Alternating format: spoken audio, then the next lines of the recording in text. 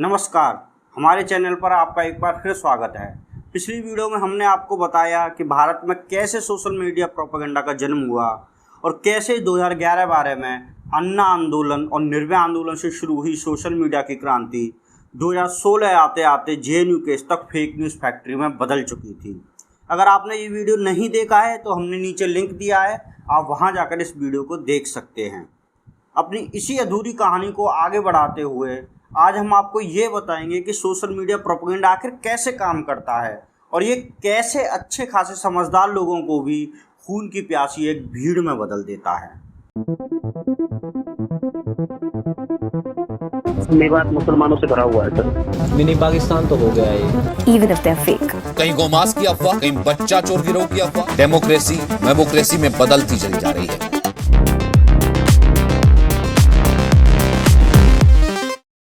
Fake news ने भारतीय समाज को कैसे बदला या अन्य किसी भी समाज को कैसे बदलती है, ये समझने के लिए पहले हमें इंसान को एक प्रजाति के तौर पर समझना होगा और ये जानना होगा कि इंसान की सोच कैसे काम करती है।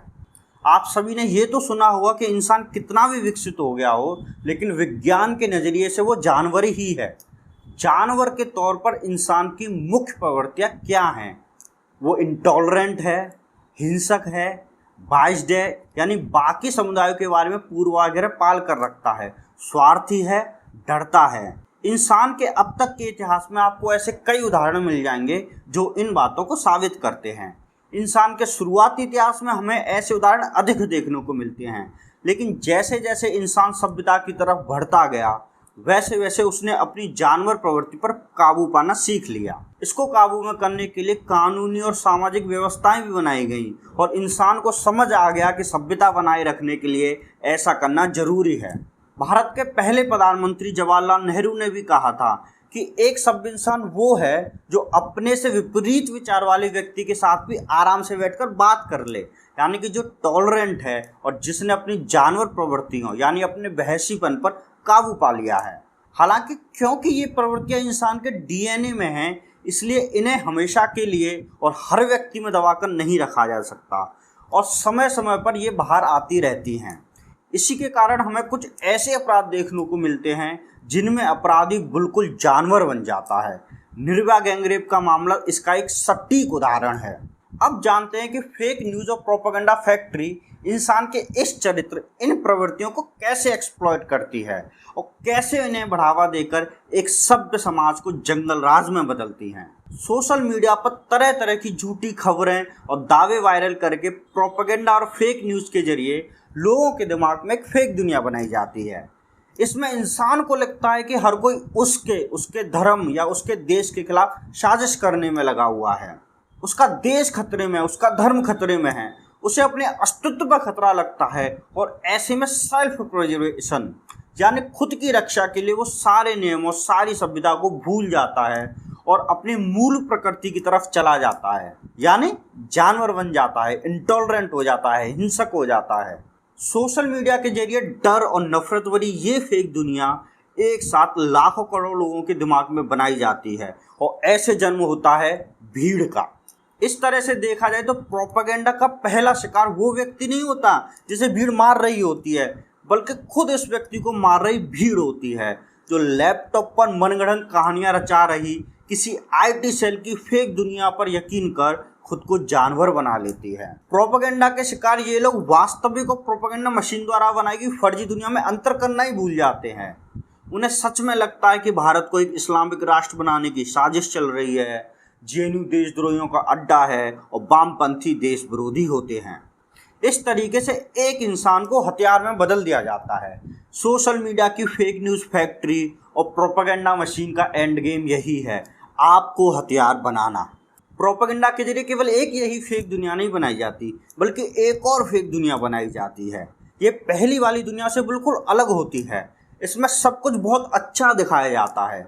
इसमें भारी भरकम और फेक बातें कहकर दर्शाया जाता है कि कैसे किसी नेता या सरकार के नेतृत्व में देश विकास कर रहा है, दुनिया भर में उसका डंका बज रहा है, लोगों के जीवन में सुधार हो रहा है, हर तरफ बागों में बहार है। इस दुनिया में हर छोटी सी चीज़ को भी बहुत बढ़ा चढ़ा कर दिखाया जाता है। ये सब किया जाता है ताकि लोगों के मन में एक नेता की एक महामानव और सुपर हीरो जैसी छवि बन सके जो देश को नई ऊंचाइयों तक ले जा रहा है। इसमें डर का भी एक इनपुट होता है और लोगों के दिमाग में ये भरा जाता है कि अगर सर्वशक्तिमान नेता सत्ता से चला गया तो देश बर्बाद हो जाएगा। पहली फेक दुनिया और दूसरी फेक दुनिया एक दूसरे के बिल्कुल विपरीत हैं। आपको ऐसा लग सकता है कि दोनों एक साथ नहीं रह सकती। जब पहली फेक दुनिया में देश खतरे में है, धर्म खतरे में है, तो दूसरी फेक दुनिया के अनुसार नेता सर्वशक्तिशाली कैसे हो सकता है? अगर नेता सर्वशक्तिशाली होता तो देश धर्म कुछ खतरे में होता ही नहीं। लेकिन यहीं पर असली ट्विस्ट है, ये दोनों ही फेक दुनिया एक साथ लोगों के दिमाग में रहती हैं। वो इनकी भी जो कॉन्ट्राडिक्शन है, जो विरोधाभास है, उसे इसलिए नहीं देख पा रहे होते क्योंकि वो सब कुछ प्रोपेगेंडा मशीन की आंखों से देख रहे होते हैं। ऐसे कई लोग आपको अपने पास ही मिल जाएंगे। अगर ये कभी आपसे कुछ कहें तो इन पर गुस्सा ना करें बल्कि तरस खाएं, क्योंकि इन्होंने अपना दिमाग, जो एक इंसान की सबसे बड़ी संपत्ति होती है, उसे एक नेता के लिए लैपटॉप पर मनगढ़ंत कहानियां रच रहे कुछ लोगों के पास गिरवी रख दिया है। सोशल मीडिया और इंटरनेट के जरिए होने वाले मैनिपुलेशन की कुछ बातें ऐसी हैं जो इसे इतिहास की प्रोपेगेंडा मशीनों से अधिक खतरनाक और पूरे समाज और मानवीय सभ्यता के लिए खतरा बनाती हैं। मुख्य तौर पर इन्हें 3 पॉइंट में तोड़ा जा सकता है: तेजी, स्केल और एफिशिएंसी। सबसे पहले बात तेजी और स्केल की। इंटरनेट के ज़माने से पहले भी अफवाहों के कारण दंगे होते रहे हैं, लेकिन इनकी कई सीमाएं थी। ये अफवाहें बेहद धीमी गति से एक स्थान से दूसरे स्थान तक पहुंचती थी। इसके साथ ही ये एक साथ बहुत ज़्यादा लोगों तक नहीं पहुंच पाती थी, क्योंकि ये मुख्य तौर पर मास पब्लिसिटी यानी इंसानों और संचार के धीमे और कम पहुंच वाले माध्यमों के जरिए लोगों तक पहुंचती थी।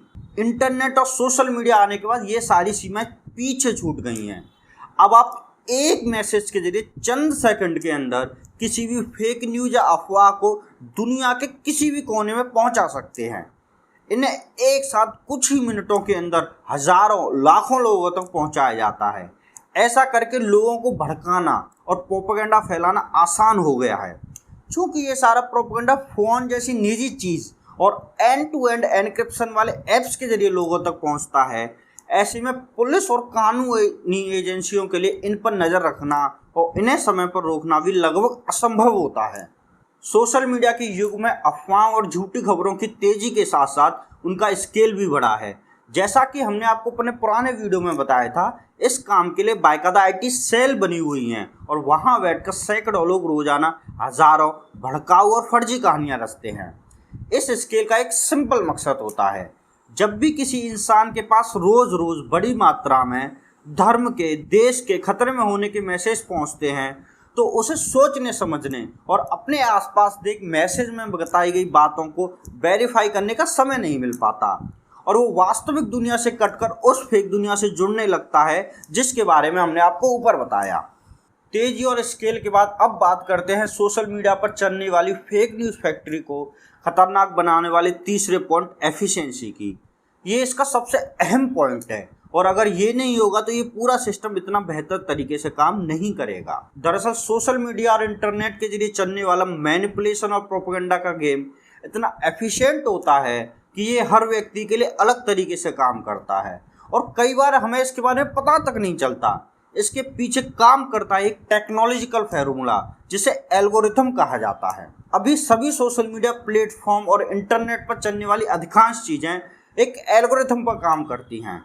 इसका सिंपल मकसद आपको लंबे समय तक अपने प्लेटफॉर्म पर बनाए रखना और कुछ बेचना होता है। आप जो चीज़ें लाइक करोगे, जो चीज़ें देखोगे, जिन चीज़ों में आपकी दिलचस्पी होगी, एल्गोरिथम आपको वो चीज़ें ही दिखाएगी ताकि आप लंबे समय तक प्लेटफॉर्म पर बने रहें। ये एल्गोरिथम हमारी हर एक्टिविटी को एनालाइज भी करती है और किसी धर्म या समुदाय के प्रति हमारी बायसनेस, हमारे डर, हमारी कमजोरियों, हमारी इच्छाओं, सब कुछ पता कर लेती है। ये पता करने के बाद शुरू होता है मैनिपुलेट करने का खेल।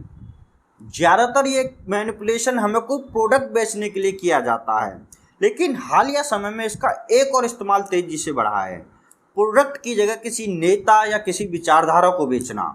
इस पूरे खेल को 2 उदाहरणों से समझा जा सकता है। पहला, मान लीजिए आप YouTube पर राहुल गांधी से संबंधित कोई वीडियो देख रहे हैं जिसमें बताया गया है कि राहुल गांधी पप्पू हैं। तो एल्गोरिथम आपको ऐसे ही और वीडियो सजेस्ट करेगी। क्योंकि आपकी इस टॉपिक में दिलचस्पी है तो पूरी संभावना है कि आप पहला वीडियो खत्म करने के बाद इसी टॉपिक पर कोई दूसरा वीडियो देखेंगे। इस तरह YouTube आपको वीडियो सजेस्ट करता रहेगा और आप उन्हें देखते रहेंगे। YouTube आपको वही दिखाता जाएगा जो आप देखना चाहते हैं और राहुल गांधी के प्रति आपका पूर्वाग्रह और पक्का हो जाएगा और इतने वीडियो देखने के बाद आपको लगेगा कि वो सच में पप्पू हैं, भले ही सच इससे काफ़ी अलग हो और इससे संबंधित भी कई वीडियो YouTube पर हों, लेकिन YouTube आपको वो वीडियो नहीं दिखाएगा क्योंकि वो आपके पूर्वाग्रह, आपके डर को एक्सप्लॉइट करके आपको लंबे समय तक अपने प्लेटफॉर्म पर बनाए रखना चाहता है। यही कारण है दोस्तों, आज समाज में कट्टरता बढ़ती जा रही है। हर विचारधारा के लोग कट्टर होते जा रहे हैं क्योंकि इंटरनेट पर मौजूद तमाम प्लेटफॉर्म्स की एल्गोरिथम उन्हें वही सुना रही हैं, वही दिखा रही हैं जो वो सुनना चाहते हैं। इससे उनके पूर्वाग्रह यकीन में बदल रहे हैं और विचारधाराओं के अपने अलग अलग इको चैम्बर बनते जा रहे हैं। अब एक और सिचुएशन सोचिए, एल्गोरिथम के कारण एक के बाद एक वीडियो देखकर या आर्टिकल पढ़कर आप मान चुके हैं कि राहुल गांधी पप्पू हैं। इस बीच आपको एक ऐड दिखाया जाता है जिसमें नरेंद्र मोदी के एक मजबूत नेता होने के 10 कारण बताए गए हैं। आप उस लिंक पर क्लिक करेंगे और तुरंत राहुल गांधी और मोदी की तुलना करते हुए मोदी को वोट देने का फैसला कर लेंगे।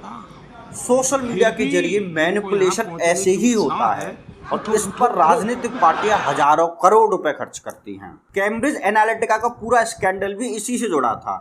इस स्कैंडल में कैम्ब्रिज एनालिटिका नामक कंपनी और फेसबुक ने मिलकर 8.7 करोड़ लोगों का डाटा चुराया और इसका इस्तेमाल उन्हें राजनीतिक विज्ञापन दिखाने यानी किसी नेता और पार्टी को बेचने के लिए किया गया। कंपनी पर 2016 के अमेरिकी राष्ट्रपति चुनाव में डोनाल्ड ट्रंप के लिए विज्ञापन दिखाकर लोगों को मैनिपुलेट करने का आरोप भी लगता है। सोशल मीडिया और इंटरनेट पर कैसे लोगों को मैनिपुलेट किया जाता है, कैसे उन्हें भीड़ में बदला जाता है, ये समझने के बाद यहाँ पर एक चीज़ और समझना जरूरी है। ये जो भी प्रोपेगेंडा होता है ये हमारे खुद के ही डर और नफरत को एक्सप्लॉइट करता है। हमारी पसंद नापसंद, हमारी ऑनलाइन एक्टिविटीज़ के डाटा को एनालाइज करके हमारे अंदर पहले से ही मौजूद डर और नफरत को पहचाना जाता है, फिर इसे बढ़ाकर हमें मैनिपुलेट किया जाता है। मान लीजिए आपके अंदर दलितों और मुस्लिमों के प्रति कोई पूर्वाग्रह है और आप इस पर वीडियो वगैरह देखते रहते हैं, तो धीरे धीरे आपको इस तरीके से मैनिपुलेट किया जाएगा कि उनके प्रति आपके अंदर जो डर और पूर्वाग्रह हैं वो यकीन में बदल जाएंगे। यही कारण है दोस्तों कि आज डाटा के लिए मारामारी है। आप किसी भी बड़ी कंपनी को ले लीजिए, वो डाटा इकट्ठा करने के गेम में आना चाहती है। फेसबुक और इंस्टाग्राम जैसे प्लेटफॉर्म की पूरी कमाई हमारे और आपके इसी डाटा से होती है। इस डाटा के जरिए हमारी पसंद नापसंद जानकर हमें कोई प्रोडक्ट या कोई नेता बेचा जाता है। लोगों को इससे बचाने के लिए विकसित देशों में डाटा की सुरक्षा पर कानून बनाए जा रहे हैं, लेकिन भारत में अभी तक इस पर कोई कठोर कानून नहीं बना है। सोशल मीडिया के बाद अब भारतीय समाज को एक पागल भीड़ में बदलने में मेन स्ट्रीम मीडिया और सरकार की भूमिका की बात करते हैं। दरअसल मीडिया और सरकार के समर्थन के बिना सोशल मीडिया पर चलने वाली फेक न्यूज़ बनाने की फैक्ट्री काम ही नहीं कर सकती। मेन स्ट्रीम मीडिया इस पूरे खेल में अनेबलर का काम करती है। वो फेक न्यूज़ को क्रॉस चेक करने की बजाय उन्हें बढ़ावा देती है, जिससे उनका प्रभाव और बढ़ जाता है। अमेरिका और भारत में यही मुख्य अंतर है। सोशल मीडिया और इंटरनेट के जरिए मैनिपुलेशन का खेल अमेरिका में भी चलता है, लेकिन वहाँ की मीडिया फेक न्यूज़ के मामलों को पकड़कर उनकी सच्चाई लोगों के सामने रखती है। यानी वो फेक न्यूज़ को बढ़ाने की बजाय उसे डिफ्यूज़ करने का काम करती है। अमेरिका में तो डोनाल्ड ट्रंप तक को फैक्ट चेक किया गया था, वो भी तब जब वो राष्ट्रपति थे। भारत का मेन स्ट्रीम मीडिया ऐसा नहीं करता, बल्कि वो नफरत और समाज को बांटने वाली चीज़ों को बढ़ावा देता है। आप हर रोज़ तमाम टीवी चैनलों पर ऐसी डिबेट देखते होंगे जिनका लोगों के असल मुद्दों से कोई मतलब नहीं होता, बल्कि किसी न किसी बात पर बस नफरत फैलाकर समाज को बांटा जा रहा होता है। अगर सरकार के खिलाफ कोई विरोध होता है या उसके खिलाफ कोई आंदोलन खड़ा होता है, तो मीडिया सरकार से सवाल पूछने के बजाय उस आंदोलन को बदनाम करने का काम करती है, ताकि आम लोगों को आंदोलन से दूर किया जा सके और आंदोलनकारियों के प्रति लोगों के मन में कोई सहानुभूति न पैदा हो। उदाहरण के तौर पर किसान आंदोलन के समय किसानों पर तरह तरह के सवाल उठाए गए, उन्हें खालिस्तानी बोला गया। अगर किसी किसान ने पिज़्ज़ा भी खा लिया तो सवाल किया गया किसान पिज़्ज़ा कैसे खा सकता है। उनके जीन्स पहनने तक पर सवाल उठाए गए कि कौन सा किसान जीन्स पहनता है। अभी पहलवानों के आंदोलन को ले लीजिए, उस समय भी सरकार से सवाल करने की बजाय पहलवानों पर ही सवाल उठाए गए। कहा गया कि वो राजनीति कर रहे हैं, जैसे राजनीति करना कोई पाप हो। इससे पहले नागरिकता कानून यानी सीएए के खिलाफ हुए आंदोलन को भी बदनाम करने के लिए तरह तरह की अफवाहें चलाई गईं। कहा गया कि धरने पर बैठी महिलाओं को प्रतिदिन 500 रुपये दिए जाते हैं। शाहीन बाग में देश के खिलाफ साजिश रची जा रही है, ये पाकिस्तान का बॉर्डर बन गया है। इन सभी खबरों का मकसद इन आंदोलन को बदनाम करके लोगों के मन में यह शंका पैदा करना होता है कि अगर सारी मीडिया इतना कुछ दिखा रही है तो इसमें कुछ न कुछ तो सच होगा। इस तरीके से समाज के बाकी हिस्सों को आंदोलन से काटा जाता है। यही कारण कि आज किसी एक वर्ग के लिए कोई दूसरा वर्ग आवाज नहीं उठाता। समाज को छोटे छोटे हिस्सों में बांट दिया गया है। किसानों का मुद्दा है तो केवल किसान आंदोलन करेंगे, छात्रों का मुद्दा है तो केवल छात्र आंदोलन करेंगे, मणिपुर का मुद्दा है तो केवल मणिपुर में प्रदर्शन होंगे। लोग सोचते हैं कि इस चीज़ से हम पर तो कोई फर्क नहीं पड़ने वाला, तो हम कुछ क्यों बोलें। इससे कभी भी समाज में किसी भी मुद्दे पर बड़ी एकता नहीं बन पाती और सरकारों को राजनीतिक तौर पर कोई नुकसान नहीं होता। और दोस्तों, जब तक किसी भी सरकार को राजनीतिक नुकसान होता हुआ नहीं दिखेगा, इस बात की संभावना बहुत कम है कि वो कुछ करेगी। इसे भी किसान आंदोलन के माध्यम से समझा जा सकता है। किसान 25 नवंबर 2020 से लगभग 1 साल तक दिल्ली के बॉर्डर पर धरने पर बैठे रहे, लेकिन सरकार ने कानून वापस नहीं लिए और किसानों के साथ हुई वार्ता में कानूनों को वापस लेने से साफ इनकार कर दिया। लेकिन नवंबर 2021 में प्रधानमंत्री नरेंद्र मोदी ने देश के नाम संबोधन में अचानक इन्हें वापस लेने का ऐलान कर दिया। माना जाता है कि ऐसा किसानों के आंदोलन के कारण नहीं, बल्कि मार्च 2022 में 5 राज्यों में होने वाले विधानसभा चुनावों को देखते हुए किया गया और बीजेपी को आशंका थी कि इन कानूनों के खिलाफ हो रहे किसान आंदोलन की वजह से उन्हें चुनाव में नुकसान हो सकता है। यानी किसान 1 साल तक भीषण गर्मी, सर्दी, बारिश, तूफान में आंदोलन करते रहे, सरकार को उससे कोई फर्क नहीं पड़ा। लेकिन जैसे ही उसे लगा कि उसे चुनाव में नुकसान हो सकता है, उसने कानून वापस ले लिए। अब एक सवाल ये उठता है कि मीडिया समाज को बांटने, नफरत फैलाने और सरकार का गुणगान करने का काम क्यों करती है। इसे मुख्य तौर पर 3 कारणों से समझा जा सकता है। पहला, टीआरपी। सारे चैनल टीआरपी की एक रेस में लगे हुए हैं और उन्हें लगता है कि वो जितना भड़काऊ कंटेंट दिखाएंगे, जितना लोगों के अंदर बैठे डर और पूर्वाग्रहों को एक्सप्लॉइट करेंगे, उन्हें उतनी ज़्यादा टीआरपी मिलेगी और ज़्यादा टीआरपी से विज्ञापनों का ज़्यादा पैसा मिलेगा। इसी कारण चैनल भड़काऊ कंटेंट दिखाने के मामले में एक दूसरे को पछाड़ने की होड़ में लगे हुए हैं। दूसरा कारण है चैनलों का बिजनेस मॉडल। मौजूदा समय में ज़्यादातर चैनल सरकारी विज्ञापनों पर निर्भर हैं और उनकी कमाई में एक बड़ा हिस्सा इन्हीं विज्ञापनों का है। सरकारी विज्ञापनों से चलने वाले ये चैनल सरकार के खिलाफ ही खबर दिखाएंगे तो इन्हें विज्ञापन मिलने बंद नहीं हो जाएंगे, इसलिए ये हमेशा सरकार को खुश करने की कोशिश करते हैं। तीसरा सबसे बड़ा कारण है चैनलों में बैठे एंकरों और प्रोड्यूसरों का खुद उस प्रोपेगेंडा पर यकीन करना जो वो दिखाते हैं। हमने आपको ऊपर बताया कि प्रोपेगेंडा सबसे पहले उस व्यक्ति को शिकार बनाता है जो उसे फैलाता है।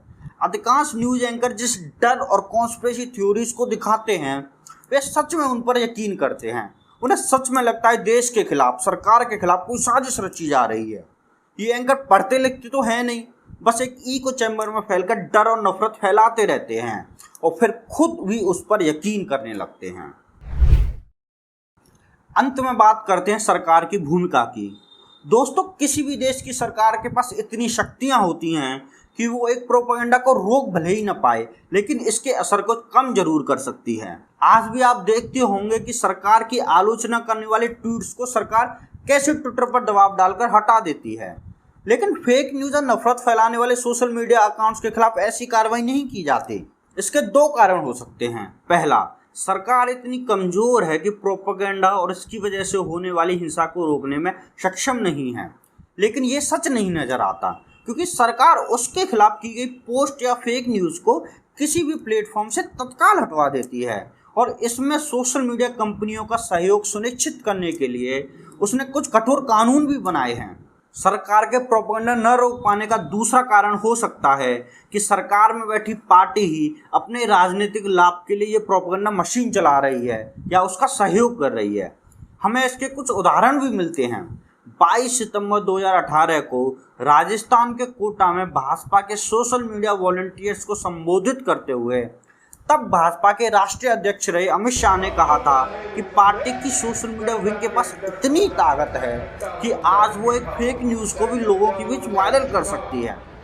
उन्होंने एक उदाहरण भी दिया कि कैसे उत्तर प्रदेश में उनके एक कार्यकर्ता ने सोशल मीडिया पर अखिलेश यादव के अपने पिता मुलायम सिंह यादव को थप्पड़ मारने की फेक न्यूज़ फैलाई। इसके बाद वो कार्यकर्ताओं से हंसते हुए कहते हैं कि वो ऐसा न करें, लेकिन असल में वो सत्ता हासिल करने के लिए कार्यकर्ताओं को फेक न्यूज़ भी फैलाने के लिए प्रोत्साहित कर रहे थे। जब देश की सत्ता पर काबिज पार्टी का राष्ट्रीय अध्यक्ष ऐसे फेक न्यूज़ को बढ़ावा देगा तो ये समझना मुश्किल नहीं है कि फेक न्यूज़ फैक्ट्री के जरिए कौन राजनीतिक लाभ हासिल करने की कोशिश कर रहा है और क्यों सरकार इस प्रोपेगेंडा और इसके कारण होती हिंसा पर लगाम नहीं लगाती है।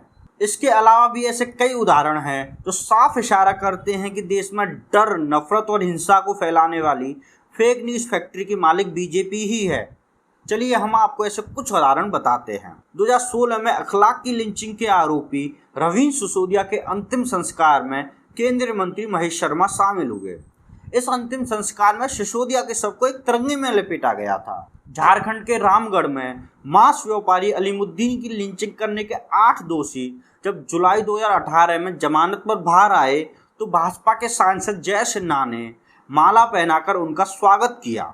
2018 में जम्मू कश्मीर के कठुआ में मंदिर के अंदर 8 वर्षीय बच्ची का रेप करने के आरोपी के समर्थन में हुई रैली में भाजपा के 2 मंत्री और विधायक शामिल हुए। पिछले साल 2022 में ही भाजपा की गुजरात सरकार ने 2002 के दंगों में बिल्किस बानो का गैंग रेप और उसके परिजनों की हत्या करने वाले 11 दोषियों को जेल से रिहा कर दिया। आपको पता है इसके लिए कौन सा दिन चुना गया? 15 अगस्त यानी कि स्वतंत्रता दिवस। जिस दिन देश आज़ादी का जश्न मना रहा था उस दिन भाजपा सरकार गैंग रेप और हत्या जैसे अपराध करने वाले दोषियों की सजा रद्द कर रही थी। गुजरात वो राज्य है जिसके बारे में कहा जाता है कि वह प्रधानमंत्री नरेंद्र मोदी और गृह मंत्री अमित शाह की मर्जी के बिना पत्ता तक नहीं हिलता। ऐसे में आप सोच सकते हैं कि स्वतंत्रता दिवस पर एक मुस्लिम महिलाओं के रेपिस्टों को छोड़कर कौन सा संदेश देने की कोशिश की गई। ये तो महज कुछ मामले हैं, आपको ऐसे बहुत मामले मिल जाएंगे जिनमें भाजपा नेताओं ने न केवल भड़काऊ भाषण देकर या फेक न्यूज़ फैलाकर हिंसा फैलाने की कोशिश की, बल्कि हिंसा करने वालों को माला पहनाकर उनका सम्मान किया और उनके समर्थन में जाकर उन्हें इनकरेज किया। अगर सरकार ऐसे लोगों के खिलाफ कार्रवाई करती तो ये संदेश जाता कि हिंसा को बर्दाश्त नहीं किया जाएगा और लोग हिंसा करने, दंगा करने से पहले 2 बार सोचते। लेकिन ऐसा न करके हिंसा करने वाले असामाजिक तत्वों का समर्थन किया गया। इससे प्रोपेगेंडा का शिकार लोगों में संदेश गया कि अगर वो अपने देश, अपने धर्म को बचाने के लिए किसी की हत्या भी करते हैं तो उन्हें बचाने के लिए सरकार है और उन्हें सजा की जगह इनाम मिलेगा। ऐसा करके हिंसा को समाज में सामाजिक स्वीकृति दिलाई गई। लेकिन ये सब एक साथ नहीं किया गया। लोगों को धीरे धीरे इस स्थिति में पहुंचाया गया कि आज वो मणिपुर में इतनी हिंसा होने और वहाँ से रूह कपा देने वाली वीडियो और तस्वीरें सामने आने के बाद भी चुप हैं। इसे आप बेहद सिंपल उदाहरण से समझ सकते हैं। मान लीजिए कि टोंटी से पूरी रफ्तार में पानी बह रहा है। ऐसा होता देख आप क्या करेंगे? आप उस टोंटी को बंद कर देंगे और अगर टोंटी खराब है तो उसे बदल देंगे। लेकिन अगर यही पानी एक एक बूंद करके टपके तो आप सोचेंगे कि एक एक बूंद पानी से क्या ही फर्क पड़ता है और इसके लिए क्या ही टोंटी को बदला जाए। कुछ समय बाद ऐसा होगा कि आप भूल ही जाएंगे कि टोंटी से पानी टपक रहा है और धीरे धीरे सारा पानी बर्बाद हो जाएगा। भारत के समाज को भी इसी तरह बदला गया। उसे देश और धर्म के नाम पर हिंसा के लिए इसी तरीके से तैयार किया गया। हिंसा की ये टोंटी एक साथ नहीं खोली गई, क्योंकि ऐसा होता तो लोग शायद फर्क को साफ देख पाते। अगर मणिपुर जैसा वीडियो 2015 या 16 में आया होता तो शायद उस पर समाज की प्रतिक्रिया वैसे मौन वाली नहीं होती जैसी आज है। अगर बिल्किस बानो के रेपिस्ट को 2015 और 16 में छोड़ा गया होता तो शायद लोग उस मुख्यमंत्री, उस प्रधानमंत्री से सवाल पूछते जिसके राज में ऐसे जानवरों जैसे अपराध करने वालों को छोड़ा जा रहा है। लेकिन ऐसा नहीं किया गया। टोंटी को एक साथ नहीं खोला गया, इससे बूंद बूंद पानी टपकने दिया गया। हर मॉब लिंचिंग के साथ समाज को थोड़ा थोड़ा करके दूसरों के दर्द और समाज में फैलती हिंसा के प्रति शून्य किया गया। कभी भी कुछ इतनी रफ्तार से नहीं किया गया कि समाज को लगे कि कुछ बहुत बड़े पैमाने पर गलत हो रहा है और वो उसके खिलाफ एकजुट हो सके। नीचे नीचे प्रोपेगेंडा मशीन का काम तेजी से चलता रहा, लेकिन इससे पैदा हुई हिंसा और नफरत को बूंद बूंद कर ही समाज में छोड़ा गया, ताकि लोगों को लगे कि सब कुछ पहले जैसा ही तो है और एक आध घटना तो होती रहती है। सरकार से सवाल न पूछने वाली मीडिया की मदद से ऐसा करना आसान हो गया और इस तरह से दोस्तों भारत वहाँ पहुँचा जहाँ आज है। जब मणिपुर में बेटियों को नंगा करके घुमाया जाता है, ओलंपिक में मेडल जीतकर देश का नाम गर्व से ऊंचा करने वाली महिला पहलवानों को सड़कों पर घसीटा जाता है, एक महिला के रेपिस्टों को संस्कारी बोला जाता है, किसानों को खालिस्तानी कहा जाता है और समाज इस पर कुछ कहने की बजाय चीयर लीडर बनकर ताली बजाता है। यही आज के भारत का सच है।